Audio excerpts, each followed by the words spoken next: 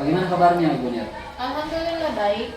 Oke Ibu Nir, saya kesini untuk mendiskusikan mengenai rubrik penilaian coaching yang akan Ibu Nir lakukan.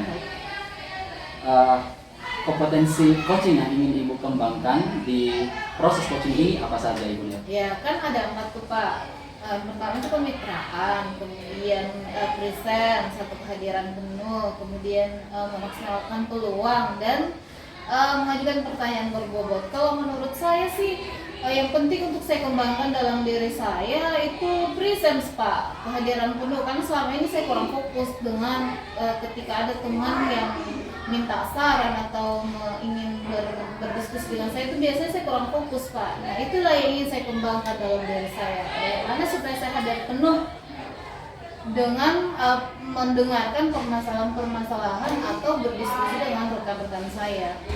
Bagus sekali Ibu Nir. Berarti untuk kompetensi yang lain Ibu Nir sudah punya, hanya ingin fokus di itu Ibu Nir. Ya mungkin juga belum maksimal, tapi untuk kali ini saya ingin fokus ke situ dulu Pak.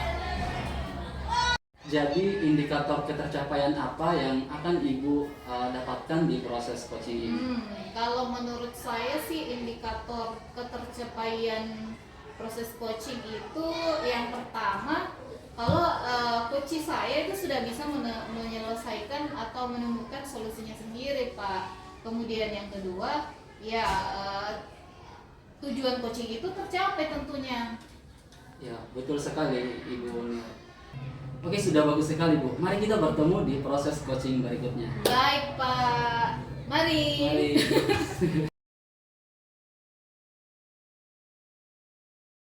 Assalamualaikum Pak Agus. Waalaikumsalam Bu. Ada apa ini Bu? Ada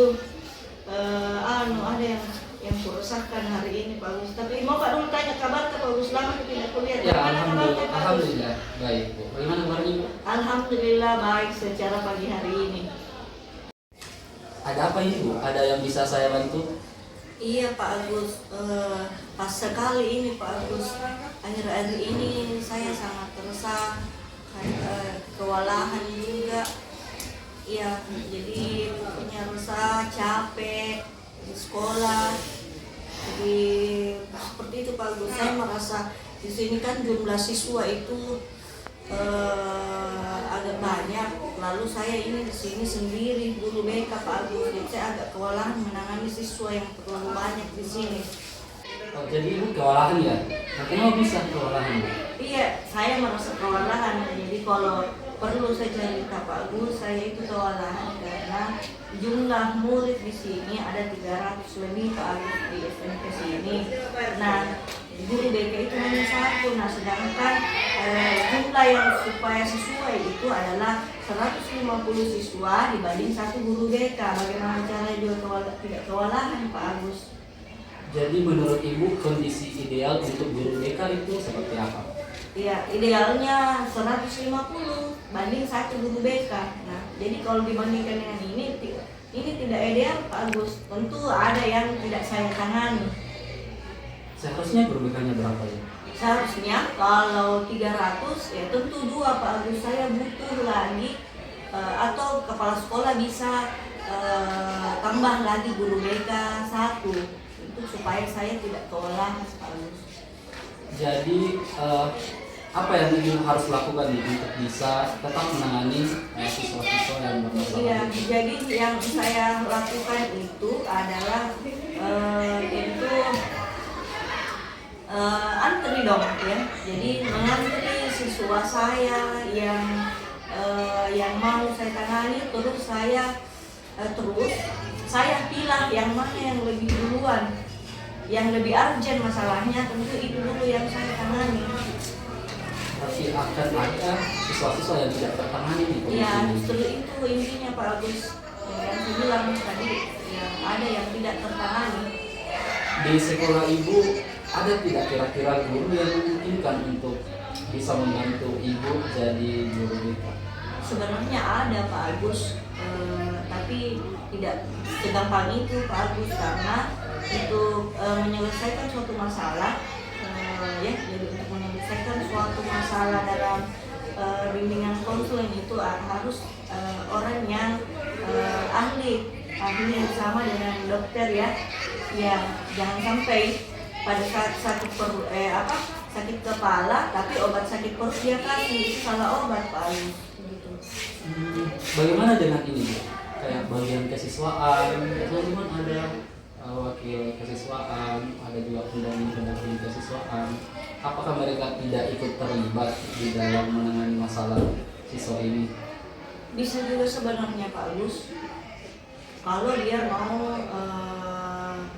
mau mempelajari atau dia sesuai dengan tugasnya, lalu dia arahkan ke saya. Tetapi juga sebenarnya dia selesaikan di bagian kesiswaan, bukan di bagian BK.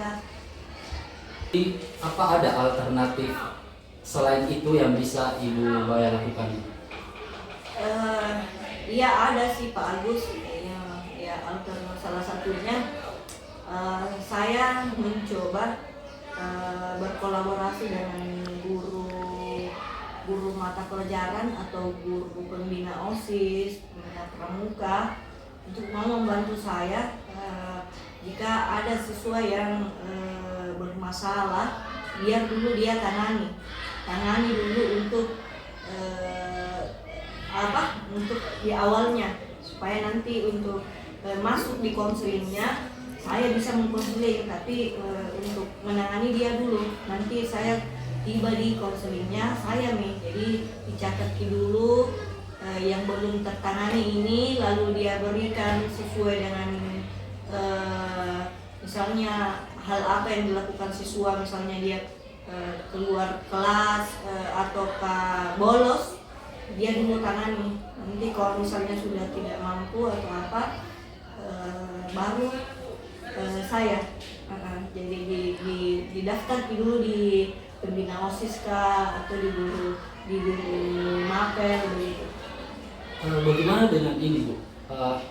Wali kelas, apakah selama ini wali kelasnya tidak terlibat dalam penanganan siswa bermasalah di kelas ataukah bagaimana? Ya terlibat juga Pak. Iya. Ya. Selain itu kira-kira di sekolah siapa lagi yang memungkinkan untuk membantu Ibu menangani siswa-siswa ini?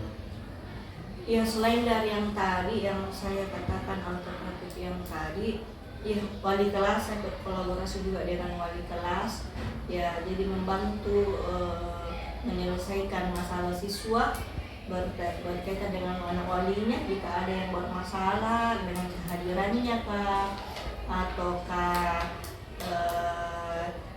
ada masalah yang pada saat itu di kelas, bisa wali kelas misalnya dulu.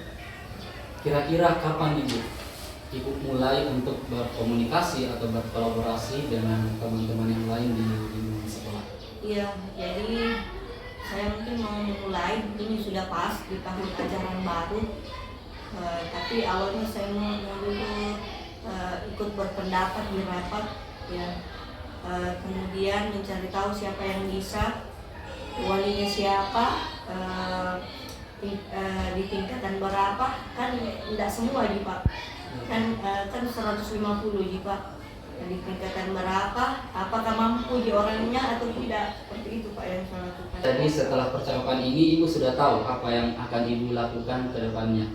Ya insya Allah Pak Gus, saya sudah paham apa yang saya akan lakukan untuk ke depannya, yaitu rencananya ya tentu berkolaborasi dengan guru pembina OSIS, pramuka, kemudian dengan wali-wali kelas, menentukan kapan waktunya yang tepat ini ya tahun ajaran baru, kemudian berpendapat dan rapat juga seperti itu ya. Itu rencana-rencana saya yang mau saya kembangkan setelah ini. Terus kapan kita bisa bertemu lagi nih Bu untuk membahas perkembangan yang Ibu akan lakukan ke depannya? Iya, kalau saya pribadi sebagai guru BK, secepatnya Pak Agus, karena masalah anak-anak tidak ada selebar gantinya.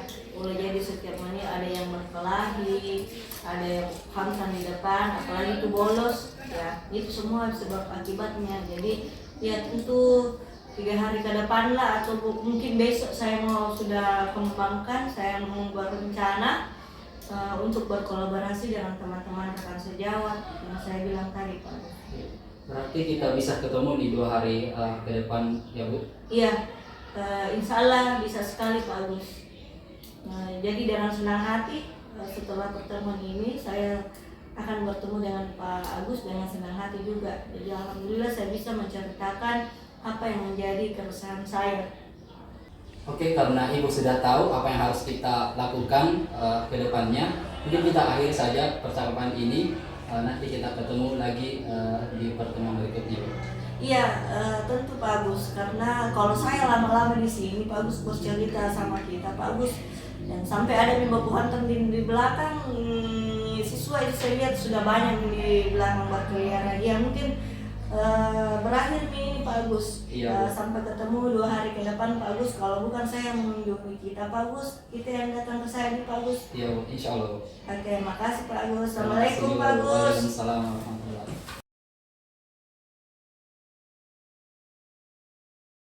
Bismillah. Assalamualaikum Pak Agus. Waalaikumsalam warahmatullahi wabarakatuh, Ibu Nir. Bagaimana nih perasaannya setelah melakukan coaching? Alhamdulillah perasaannya senang sudah bisa berbagi dengan teman. Kemudian saya juga lihat yang di coaching juga merasa senang, Ibu. Oke. Jadi apa tadi yang sudah Bapak lakukan saat coaching? Apakah itu sudah menjadi indikator ketercapaian pengembangan yang Bapak inginkan? Saya rasa tadi prosesnya juga sudah sesuai dengan pengembangan yang diinginkan, sesuai dengan alur-alur tirta yang ada, Bu. Mungkin hanya perlu diperbaiki beberapa sisi di situ. Oke, ya betul Pak. Jadi saya juga melihat tadi Bapak sudah melakukan coaching, proses coaching dengan sangat baik. Seperti tadi sampaikan Bapak, kalau spesifikasi kompetensi yang Bapak ingin kembangkan adalah kemitraan. Iya. Dan saya melihat kemitraan ini sudah sangat dapat Pak.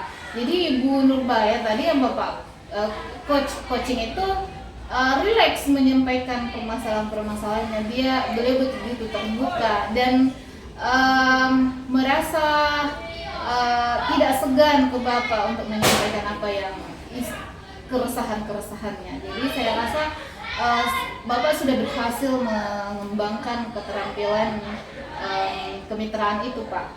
Terima kasih. Kemudian bagaimana nih selanjutnya, kompetensi apa lagi yang menurut Bapak ingin Bapak kembangkan?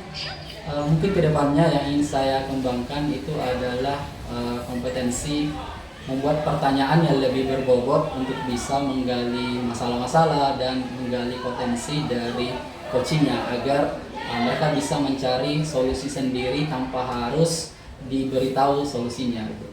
Oke, bagus sekali Pak. Jadi menurut saya proses coaching dan yang kita lakukan hari ini sudah sukses ya Pak. Terima kasih. Oke, sampai di sini dulu pembicaraan kita Pak. Sampai jumpa nanti. Sampai jumpa, Bu. Assalamualaikum warahmatullahi Waalaikumsalam. wabarakatuh.